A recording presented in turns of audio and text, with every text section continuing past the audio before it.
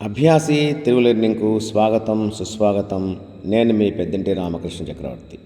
ఈరోజు మన ఆధ్యాత్మిక అంశం ఆంధ్రప్రదేశ్లోని ఎన్టీఆర్ జిల్లా తిరువూరు మండల కేంద్రంలో వేంచేసి ఉన్న శ్రీదేవి భూదేవి సమేత శ్రీ వెంకటాచల స్వామివారి దేవస్థానం గురించి తెలుసుకుందాం. వెంకటాద్రి సమంస్థానం బ్రహ్మాండే నాస్తి కించనః వెంకటేశ సమోదేవో న భూతో న భవిష్యతి. వెంకటాచల స్థానంతో సమానమైన స్థానం కానీ, వెంకటాచలపతితో సమానమైన దైవం కానీ ఈ ప్రపంచంలోనే లేదు, భవిష్యత్తులో ఉండదు కూడా అని దీని అర్థం. క్రీస్తు శకం 1625 ప్రాంతంలో, అంటే సుమారు 400 సంవత్సరాల క్రితం, తిరువూరు జమీందారు రాజా వెల్లంకి మల్లయారావు బహద్దూర్ గారు తిరుమల వెంకటేశ్వర స్వామి వారి భక్తుడు.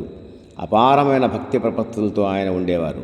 ఒకరోజు ఆయనకు స్వామి స్వప్నంలో సాక్షాత్కరించి, శటకోప రూపంలో నేను మీ ఊరు వస్తాను, ఒక దేవాలయం కట్టి సేవించుకోమని చెప్పారట.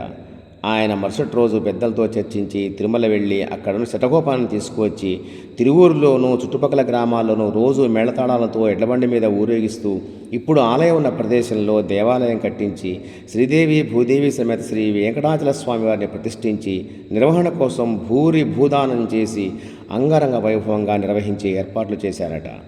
కాలక్రమేణా జమీందారీ వ్యవస్థ పోయి ప్రజా పరిపాలన వచ్చింది. దేవాలయం జీర్ణస్థితికి చేరింది. పట్టణంలో ఉన్నటువంటి ప్రముఖులంతా కలిసి విరాళాలు వసూలు చేసి గాలిగోపురంతో సహా ఇప్పుడు మనం చూస్తున్నటువంటి ఈ అద్భుతమైన దేవాలయాన్ని ఆవిష్కరించారు. 1962 సంవత్సరంలో అష్టగ్రహ కూటమి ఏర్పడటం వల్ల అరిష్టం సంభవిస్తుందని, దాని యొక్క దుష్ప్రభావం నుండి దేశాన్ని రక్షించి సుభిక్షంగా ఉంచేందుకు అప్పటి పెదజేయర్ స్వామివారు ఆంధ్రప్రదేశ్ వ్యాప్తంగా 108 శ్రీరామకోటి స్తూపాలు స్థాపించారు. భక్తుల చేత కోటానుకోట్ల శ్రీరామనామాన్ని రాయించి ఆ ప్రతులను ఈ స్తూపాల్లో నిక్షిప్తం చేశారు. ఆ 108 దివ్య రామ కోటి స్తూపాల్లో ఈ దేవాలయంలో ఉన్న స్తూపం కూడా ఒకటి. నిర్మాణం చాలా అద్భుతంగా ఉంటుంది. వివాహాది శుభకార్యాల కోసం ఒక ఏసీ ఫంక్షన్ హాల్, యాగశాల, స్వామివారి పౌళింపు సేవ కోసం ఒక అద్దాల మేడ మొదలని కూడా ఏర్పాటు చేయబడ్డాయి. ఆనాటి పెదజీయర్ నుండి నేటి చినజీయర్ వరకు ప్రతి సంవత్సరం ధనుర్మాసం అత్యంత వైభవంగా నిర్వహిస్తున్నారు.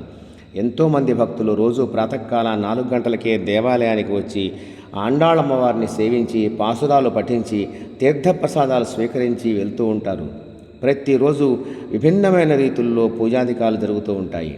భోగి రోజు స్వామి అమ్మవార్లకు అంగరంగ వైభవంగా కనుల పండుగగా గోదా కళ్యాణం నిర్వహిస్తారు. దేవయజనం ఇంటి పేరుతో ఉన్న గౌతమస గోత్రీకులు వంశపారంపర్యంగా అర్చకత్వ బాధ్యత నిర్వహిస్తున్నారు. ప్రస్తుత ప్రధాన అర్చకులు దేవయజనం వేణుగోపాల కృష్ణమాచార్యులు, దేవయజనం వంశీ నరసింహాచార్యులు వారు స్వామివారి కైంకర్యాలు చేస్తూ ఉన్నారు. అలాగే ప్రతి సంవత్సరం మాఘ పౌర్ణమికి స్వామివారి వార్షిక శాంతి కళ్యాణం 3 రోజుల పాటు అత్యంత వైభవంగా జరుగుతుంది. కళ్యాణ వేడుక, రథోత్సవం, పల్లకీ సేవ చూడటానికి 2 కళ్ళు చాలవేమో అనిపిస్తుంది. ఇంత అద్భుతమైన ఈ ఆలయాన్ని, మనకు చాలా దగ్గరలో ఉన్నటువంటి ఈ అవకాశాన్ని ఉపయోగించుకోండి. తప్పక దర్శించండి, స్వామివారిని సేవించండి, తరించండి.